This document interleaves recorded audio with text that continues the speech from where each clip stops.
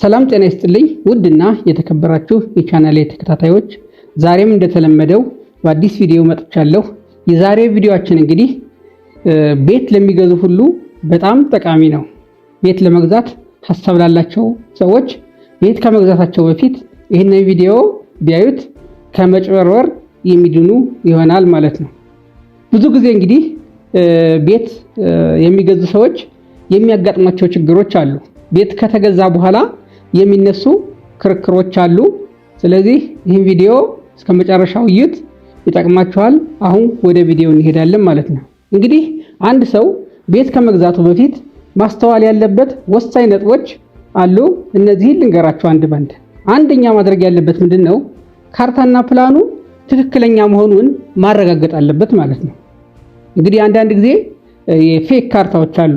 ካርታዎች ተመሳስለው ይሰሩና ቤቱ ከተሸጠ ገንዘብ ከሰጠን በኋላ ሲታይ ግን ያን ካርታ ፌክ ይሆናል ማለት ነው።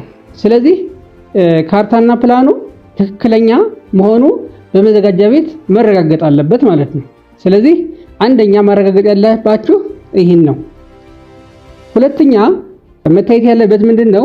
የሶስተኛ ወገኖች የይገባኛል ጥያቄ መኖር አለመኖሩን መረጋገጥ አለበት ማለት ነው።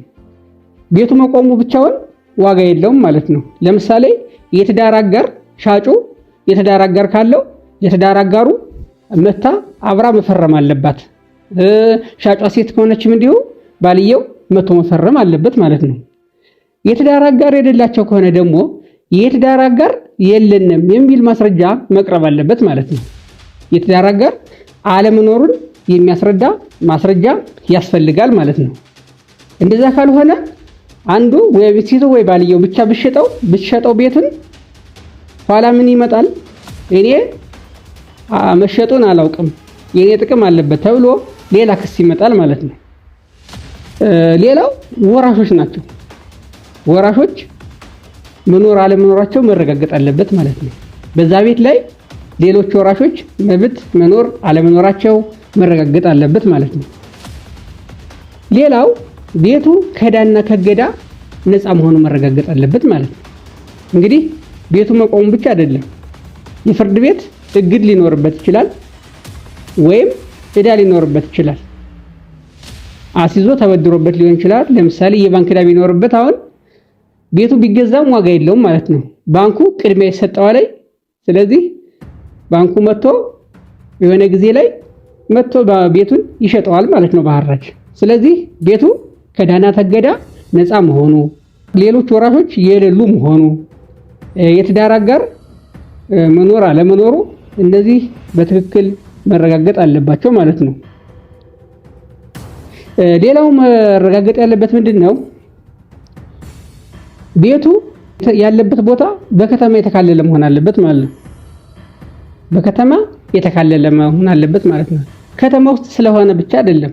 ከተማ ውስጥ ነው በዛው አቅራቢያ ከሆነ የተካለለው በገጠር ሊሆን ይችላል። ስለዚህ ቅድሚያ ምን ሆነ አለበት? ይህ ቦታ በከተማ የተካለለ ነው ወይ የሚለው መረጋገጥ አለበት። የገጠር ቦታ ሆኖ ቤት ሊሰራበት ይችላል፣ እንደዛ አድርጎ ሊሸጥ ይችላል ተጨሩሮ ማለት ነው። ስለዚህ ቤቱ በከተማ የተካለለ መሆን አለመሆኑ መረጋገጥ አለበት ማለት ነው። ሌላው ውሉ ላይ ቤትና ቦታ መባል አለበት። ውሉ ላይ የቤትና ቦታ ሽያጭ መባል ያለበት። አንዳንድ ጊዜ ምን ይሆናል? የከተማ ቤት ሽያጭ ብለው ተዋውለው ይመጣሉ። እንደዛ ከሆነ በኋላ መጨረሻ ላይ ምንድነው የሚል? እኔ ቤቱን የሸጥኩ እንጂ ቦታውን አልሸጥኩም የሚል በጣም ቴክኒካል የሆነ ነው። ይሸውዳል። የህግ እንግዲህ በባህሪው ምንድነው? የተጻፈውን ነው የሚታየው። በእርግጥ የሰዎች ኢንቴንሽን ይታያል፣ ግን ትልቅ የሆነ መከራከሪያ ይሆናል። እኔ የሸጥኩለት ቤቱን ነው እንጂ ቦታውን አይደለም ሊሉ ይችላሉ። የከተማ ቤት ሽያጭ ተብሎ ውሉ ተዋውሎ ቢፈራረሙ ቤቱን ነው እንጂ ቦታውን መሸጥኩለት ሊል ይችላል። በተቃራኒው የከተማ ቦታ ብቻ መባልም የለበትም። ስለዚህ ውሉ ላይ መባል ያለበት የከተማ ቤትና ቦታ ነው መባል ያለበት። ሁለቱን ያጣመረ መሆን አለበት ማለት ነው። ሌላው ቦታውን ሄዶ ማየት ነው። ቦታው ይሄ የተሸጠ ቦታ ሂዶ ማየት ያስፈልጋል ማለት ነው። አንዳንድ ጊዜ ምን ያደርጋሉ ሰዎች ዝም ብለው መብት የሌላቸውን የሆነ ቦታ ያጥሩና ይሸጣሉ ማለት ነው። ስለዚህ ቦታው ድረስ ሂዶ ይህን ቦታ ማረጋገጥ ያስፈልጋል ማለት ነው። እዛው ቦታው ድረስ ሂዶ ማረጋገጥ ጥሩ ነው ማለት ነው። ሌላው የህግ ጉዳይ ነው። በጽሁፍ መሆን አለበት።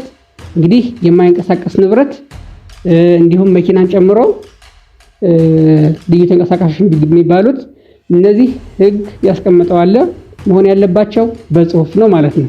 ስለዚህ እነዚህን ነገሮች በትክክል ከተገበራችሁ አትጨረበሩም ማለት ነው። እንግዲህ ቤት ለመግዛት ያሰባችሁ ይሄን ቪዲዮ የምታዩ ወይም ደግሞ እናንተ ባታስቡ ጓደኞቻችሁ፣ ቤተሰቦቻችሁ ለመግዛት ያሰቡ ከሆነ ይጠቅማቸዋል። ይሄን ቪዲዮ ሼር አድርጉላቸው። ውድና የተከበራችሁ የቻናሌ ተከታታዮች ዛሬ ያቀረብኩላችሁ መረጃ እንግዲህ ይህን ይመስላል። ለዚህ ቪዲዮ አዲስ ከሆናችሁ ቻናሉን ሰብስክራይብ ማድረግ እንዳትረሱ። በሌላ ቪዲዮ እስከምንገናኝ ሰላም ሁኑ።